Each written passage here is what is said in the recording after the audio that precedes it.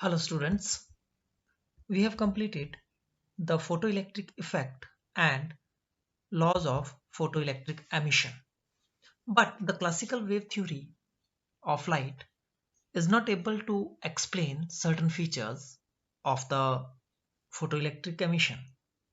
According to wave theory, light is an electromagnetic wave consisting of electric and magnetic field with continuous distribution of energy over the region over which the wave extends. And this feature not explained the certain photoelectric laws. The concept of cutoff frequency or the threshold frequency cannot be explained by the wave nature.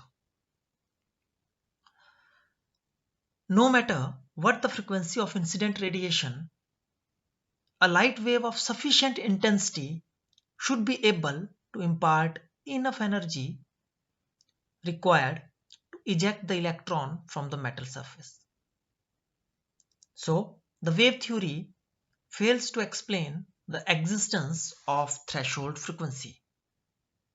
Next, the maximum kinetic energy of the photoelectron is found to depend on the frequency of the incident light and is independent of the light intensity. However, as per wave theory, the kinetic energy of the ejected photoelectrons should depend on the intensity. Greater the intensity of incident radiation, greater are the amplitude of electric and magnetic field, and hence higher intensity should liberate photoelectrons with greater kinetic energy. And it should not depend on the frequency of the incident light. Also, experimentally, it was found that the ejection of the photoelectron is an instantaneous process. But as per wave theory, if the frequency is low of the incident light, that is, it is having low energy, the electron on the surface of the metal should accumulate the energy for a finite time and then it should leave the metal surface. But this does not happen experimentally. So these certain facts, they cannot be explained by the classical physics or the classical wave theory. Einstein in 1905 explained the laws of photoelectric emission on the basis of Planck's quantum theory. According to Einstein, the light radiation travels in the form of discrete photons,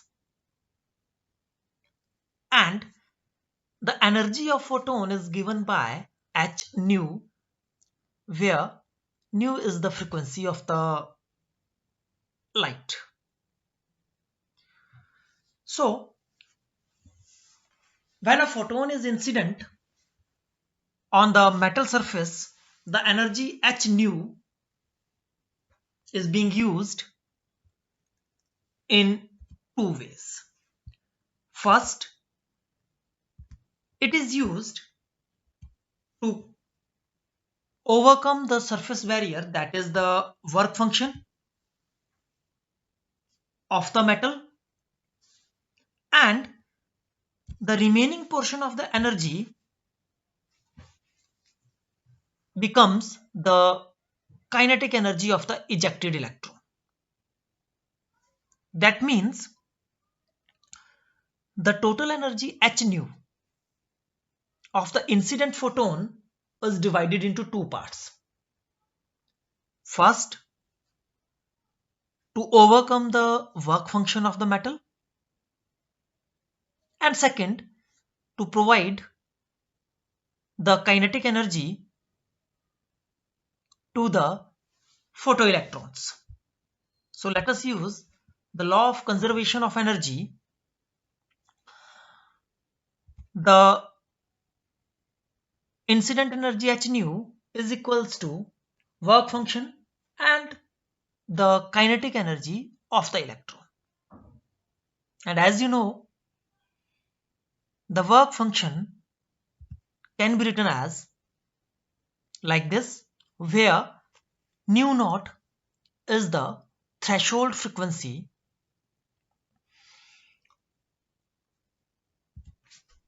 or I can write the equation for the kinetic energy of the photoelectron as half mv square is equals to h nu minus nu naught. This equation is known as Einstein photoelectric equation, and with the help of this equation we can explain the laws of photoelectric emission. Let us consider the laws of photoelectric emission one by one and take help of the Einstein photoelectric equation to explain these laws. The concept of threshold frequency can be explained with the equation. Let us suppose if the incident photon is having energy less than the threshold frequency, then as per the equation, if nu is less than nu naught, the right hand side of the equation becomes negative. That means the kinetic energy of the ejected photoelectrons becomes negative, which is not possible. Or the electron cannot be ejected. That means photoelectrons will not come out of the surface, or there will be no photoelectric effect. That means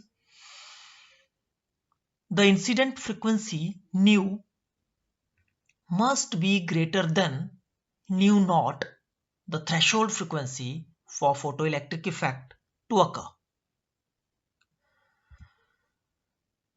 Next, the intensity of photon means number of photon falling on a surface per unit time.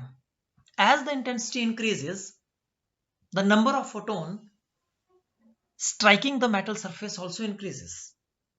And if the frequency is greater than threshold frequency, each striking photon will eject one electron. And as the intensity increases, obviously the number of photoelectron ejected also increases. This means the number of photoelectrons ejected is directly proportional to the intensity of the light. Also, it is clear from the Einstein photoelectric equation that the kinetic energy of the ejected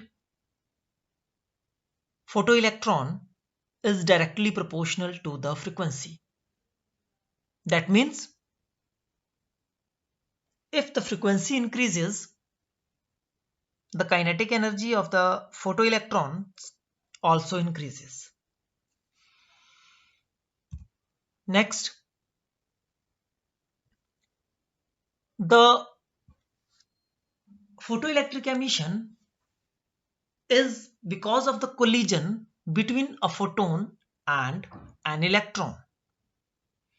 So, when an photon strikes the metal surface, and if its energy is greater than the work function of the metal, or you can say if the frequency of the incident photon is greater than the threshold frequency, it will instantaneously eject one electron from the metal surface. That is, there will be no time lag between the incidence of photon and emission of the photoelectrons. that explains